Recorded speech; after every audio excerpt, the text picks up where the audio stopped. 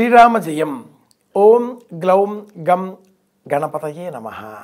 గణపతికి అనేక రూపాలు. అందులో వల్లభ గణపతి రూపం కూడా ఒకటి.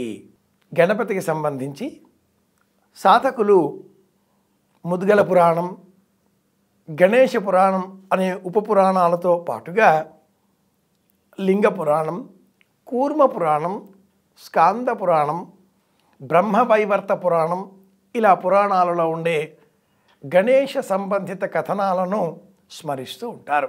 వీటితో పాటుగా గణేష రూపాలలో 32 రూపాలు ప్రత్యేకం. అందులో వల్లభ గణపతి రూపం మరింత ప్రత్యేకం.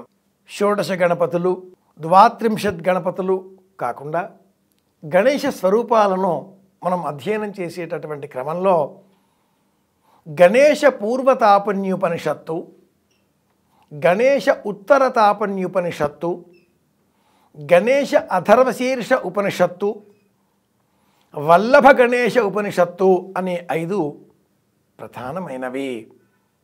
ఇందులో వల్లభ గణపతి దైవాన్ని అర్చించే క్రమంలో పచ్చ రత్నం ఒక జాతి రత్నం. బుధ సంబంధితమైన ఆకర్షణ శక్తి, వశీకరణ శక్తి విశేషంగా తనలో చేర్చుకున్న ఈ పచ్చ రత్నం, ఎమరాల్డ్ అని మనం ఆంగ్లంలో సంబోధించేటటువంటి రత్నం మనకు ఆరోగ్యాన్ని, ఆనందాన్ని, ఐశ్వర్యాన్ని ప్రసాదిస్తుంది.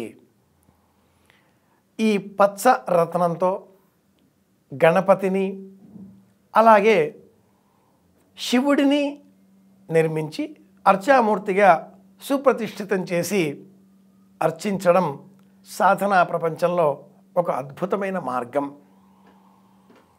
మరకత గణపతి అన్న పేరిట ఈ స్వామిని మనం స్తోత్రం చేస్తూ ఉంటాం.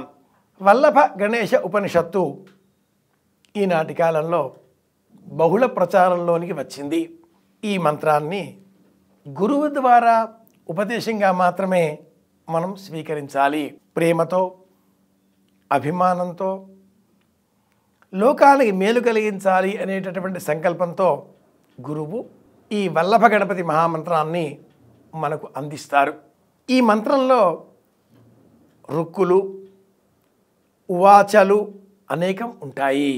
ప్రధానంగా అథ శ్రీ వల్లభ గణేశ అంటూ ప్రారంభమయ్యేటటువంటి ఈ మంత్రం మనకు విశేషమైనటువంటి ప్రయోజనాన్ని చేకూరుస్తుంది.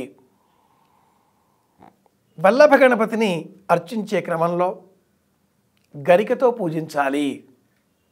తేనెతో స్నపనం, అభిషేక సేవను నిర్వహించాలి.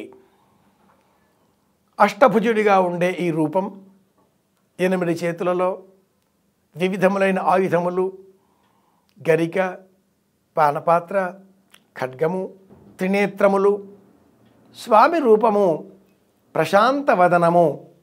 కానీ అనేకములైన భౌతిక ఆనందములను మనకు అందించే రూపం.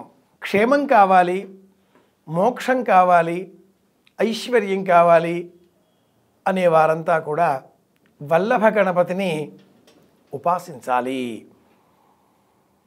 త్రివిధములుగా మన కోరికలను, సంకల్పాలను నెరవేర్చేటటువంటి ఏకైక రూపం వల్లభ గణపతి రూపం. వల్లభ గణపతిని స్మరిద్దాం, అందరి క్షేమాన్ని కోరుదాం. మళ్ళీ కలుసుకుందాం. శుభమస్తు. శ్రీరామ జయం. ఓం గ్లౌం గం గణపతయే నమః.